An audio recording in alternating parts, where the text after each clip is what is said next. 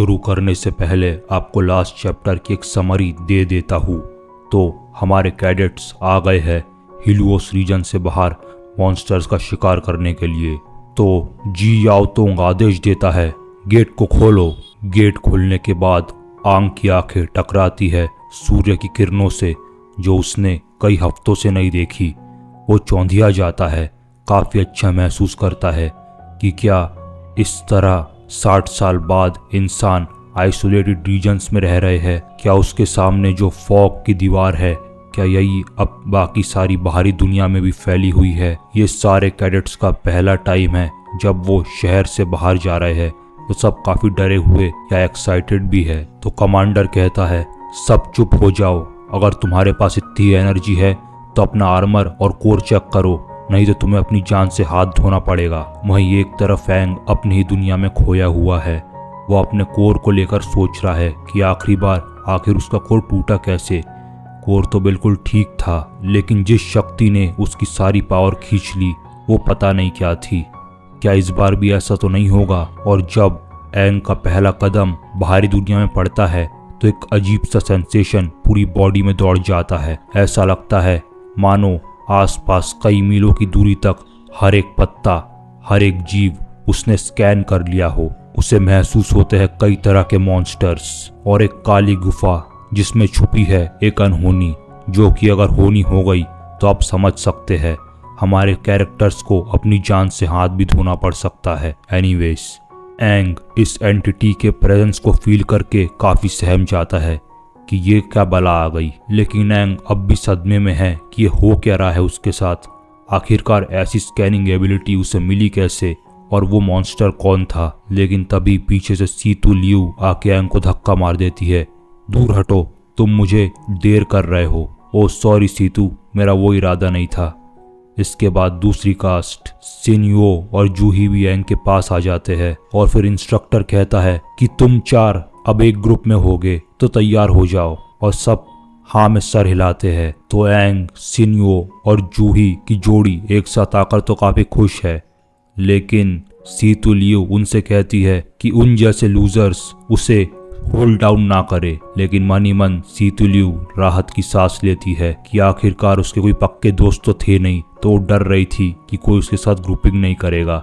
लेकिन फिलहाल ये तो हो गया। तो अब डियर कैडेट्स और व्यूअर्स, यहाँ के सिस्टम से तुम्हें थोड़ा रूबरू कराते हैं। तो ये बड़ा सा स्टोन ब्लॉक है डिस्पर्सल स्टोन मॉन्यूमेंट। ये मॉन्यूमेंट एक खास स्टोन का बना है जिसकी खासियत है कि अपने आसपास मीलों दूरी का फॉग हटा देता है। तो हर ग्रुप को बांटे जाएंगे इस स्टोन मॉन्यूमेंट का एक टुकड़ा जो कि लिमिटेड एरिया में फॉग को हटाएगा। उन्हें दी जाएंगी कॉम्बैट डैगर्स जिससे वो मॉन्स्टर को मार सके। और हर ग्रुप के लिए तैयार किया गया है एक एरिया जहाँ पे वो मॉन्स्टर से लड़ेंगे। इस एरिया को एक लाल लाइट की मदद से हाईलाइट किया गया है। हर ग्रुप अपने एरिया में जाएगा बारी बारी से। वहाँ पे सबसे पहला काम ये करना है कि उस फॉग डिस्पर्सल मॉन्यूमेंट के टुकड़े को सेट करना है और फॉग हटाने के बाद वहाँ पे जो भी मॉन्स्टर आए उसे मार देना है। और बेस्ड ऑन आपने कितने मॉन्स्टर मारे और कितने स्ट्रॉन्ग मॉन्स्टर मारे, इस हिसाब से आपका स्कोर कार्ड बनेगा। शहर के बाहर जाकर मॉन्स्टर से लड़ना जहाँ आप जानते नहीं कि मॉन्स्टर कितना खतरनाक है या वो क्या एबिलिटी रखता है, ये किसी भी न्यू कैडेट के लिए एक चुनौती से कम नहीं है। और ये आखिरी पड़ाव है जो उन्हें सामना करना है एक फुल फ्लेज सोल्जर बनने के पहले। एक सोल्जर के लिए सबसे स्ट्रॉन्ग, एक सोल्जर के लिए सबसे इम्पोर्टेंट उसकी स्ट्रेंथ या स्पीड नहीं होती, वो होता है उसका जिगरा और अपने टीममेट्स में उसका ट्रस्ट। तो पहला ग्रुप आगे बढ़ता है और वो सेट कर देते हैं अपना डिवाइस और फिर वो 3 मॉन्स्टर से भिड़ने लगते हैं और अंत में वो जीत हासिल कर लेते हैं। तो अगला ग्रुप खुद को प्रिपेयर करो और ऊपर से 6 आंखें ये सब देख रही होती है। इस बार के बच्चों में काफ़ी दम है, लेकिन मेरा इंटरेस्ट तो सिर्फ सीतू लियू में है।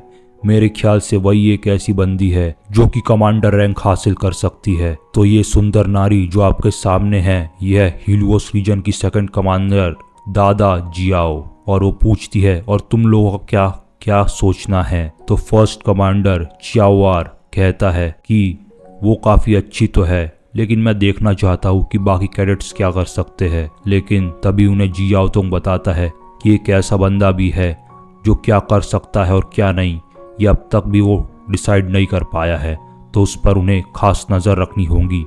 एंग और वो सोचता है कि उसने उस टूटे हुए कोर के टुकड़े को चेक तो किया था, वो तो ठीक था, लेकिन कैसे वो टुकड़ा एंग ने तोड़ दिया। What exactly happened. इसके बाद जियाओतोंग को उसकी सोच से दादा बाहर निकालती है और इन तीनों के बीच एक फन इंटरेक्शन होता है जो कि क्लोज फ्रेंड्स के बीच ही पॉसिबल है। तो इसके बाद मूड थोड़ा सा सीरियस होता है और दादा उन दोनों से पूछती है कि क्या उन लोगों ने चेक किया कि कहीं अनफिंड मॉन्स्टर तो नहीं है इस एरिया में। तो जियाओतोंग बताता है कि नहीं, उसने कई दिनों तक इस एरिया को सर्च किया है और यहाँ पर कहीं भी उससे अनफिंड मॉन्स्टर या उससे बड़े मॉन्स्टर नहीं दिखे। तो चाओर बताता है बहुत अच्छे, अगर यहाँ एक अनफिंड मॉन्स्टर भी आ गया तो उन्हें अपना सब कुछ लगाना पड़ेगा कैडेट्स और सिटीजन्स को बचाने के लिए उस मॉन्स्टर से। कई ग्रुप की बारी आकर ख़त्म हो जाती है और अब सीतू लियू और एंग के ग्रुप की बारी होती है और उन्हें आगे बुला लिया जाता है और चारों काफ़ी एक्साइटेडली और एक नई डिटर्मिनेशन के साथ आगे बढ़ते हैं। लेकिन तभी एंग के हाथ से stone dispersal device Situ Liu छीन लेती है और सामने भागती है और कहती है कि ये तीनों उसे स्लो डाउन ना करे और जल्दी से उसकी लीड ले। असल में वो ये चाहती है कि वो एक हीरो बने इस लड़ाई की और सारी आंखें सारा टेंशन उसी पर रहे। खैर, इतने सेल्फिश लोगों को लोग सिर्फ मानवा में ही झेल सकते हैं, रियल लाइफ में इनका टिकना थोड़ा मुश्किल हो जाएगा। एनीवे, तो बाकी तीनों भी सीतू लियू के पीछे भागते हैं और सीतू लियू अपने ब्लू स्पीड कोर का इस्तेमाल करते हुए बहुत ही तेजी के साथ उस डिवाइस को अपने डेजिग्नेटेड लोकेशन पे फिट कर देती है और इसके बाद छटता है कोहरा और दादा कहती है कि वाह, क्या तुम लोगों ने देखा सीतू लियू ने कितनी स्पीड से उस डिवाइस को कनेक्ट किया। मैं तुमसे कह रही थी ना, ये बंदी लाजवाब है। और स्टोन के छटते ही 3 मॉन्स्टर्स उन चारों की तरफ आगे बढ़ते हैं। तो एंग जल्दी से कमांड देता है, सीनुओ आगे जाओ और अपने डिफेंस से उन्हें अलग कर दो। और सीनुओ लगातार भागते हुए एक लंबी छलांग लगाता हुआ सीतू लियू और उन 3 मॉन्स्टर के सामने आता है और अपनी शील्ड एक्टिवेट कर देता है, जिसके बाद वो तीनों मॉन्स्टर अलग अलग हो जाते हैं। और उनका ये कोऑर्डिनेशन देख जी याओतोंग बहुत खुश होता है क्योंकि उन्हें ऐसे ही कैडेट्स की तलाश है। अब एंग ऑर्डर देता है कि अब वो अलग हो गए हैं तो एक एक करके उन्हें मार डालो और फिर सब अपना शिकार पकड़ लेते हैं। सूजी और सिनुओ एक मॉन्स्टर को अपना शिकार बनाते हैं।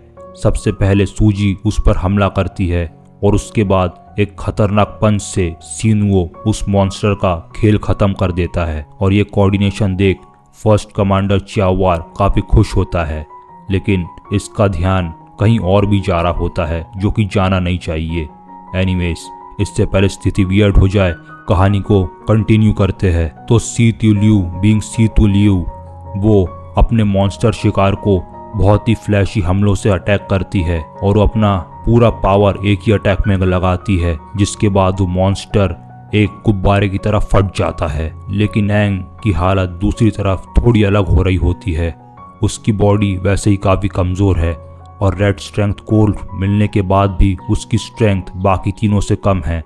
तो वो अपने पिछले लाइफ के एक्सपीरियंस का फ़ायदा उठाता है और सोचता है कि अब उसे मॉन्स्टर के वीक एरियाज, गले, चेस्ट और किडनी पर वार करने होंगे और वो ठीक वैसा ही करता है। लेकिन क्योंकि एंग की पावर कम है, इसके बाद भी मॉन्स्टर अब तक पूरी तरह मरा नहीं है